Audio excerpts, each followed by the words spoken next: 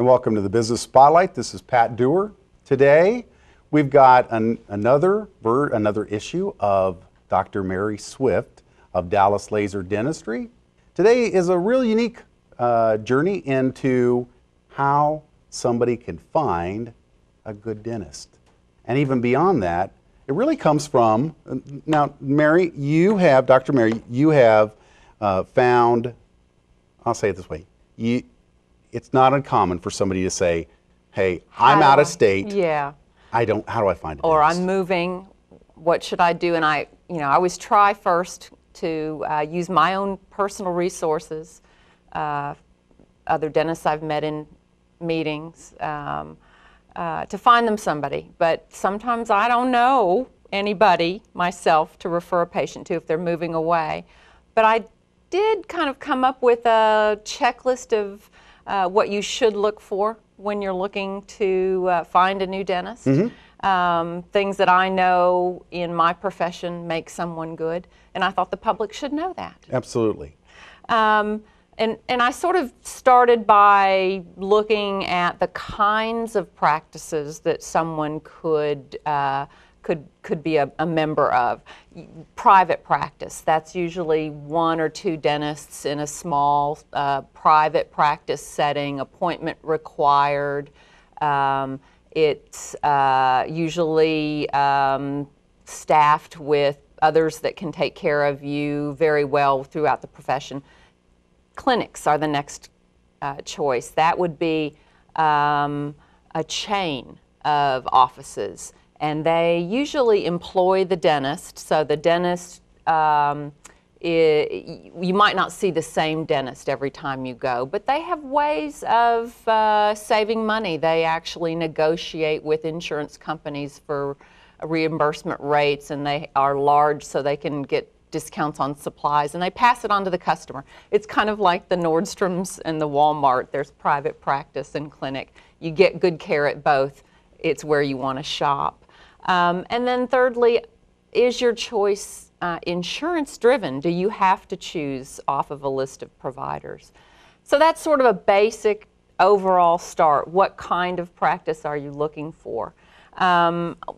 Traditionally, private practice has been the choice. So then I would say after deciding what type of practice you want to go to, since I know more about private practice, I'm going to go down that road. Sure. Specifically. And it's always, of course, best if you can get a referral from a friend or a family member or a coworker that might actually have the same insurance that you've got through your employer. Might be a really good referral. But make sure you're asking somebody who has about the same temperament that you do.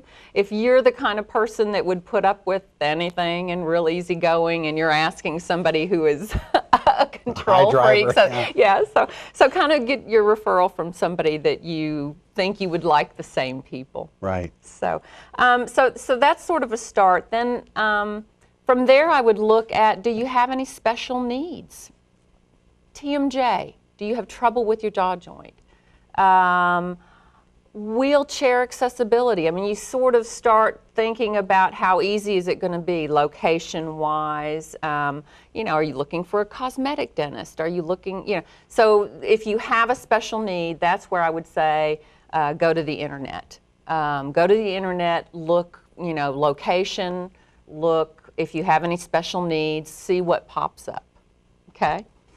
Hopefully you'll find what you want. Now, I would say also plug in, and I'm not the expert on the search engine optimization, but I do know that dentists will establish multiple websites in order to attract multiple searches, I guess. Right. And so you can kind of cross-reference what they put. If you see the same person all over the place, you kind of start to wonder if they can really do it all. At least I do.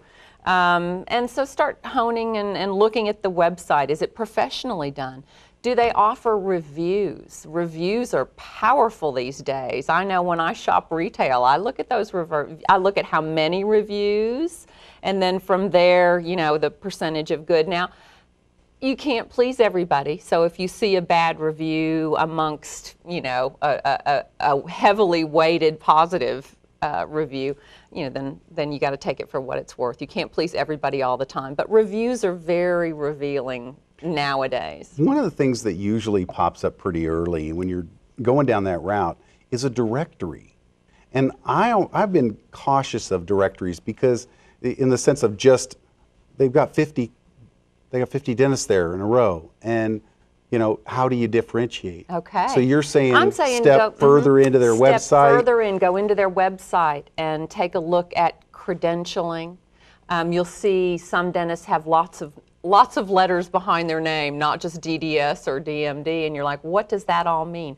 That means they've studied something special, and if you have a special need, you might need to go there.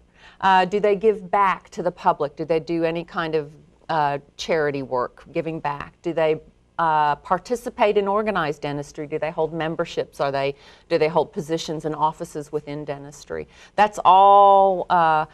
That's a few of the things that I know make for great dentists.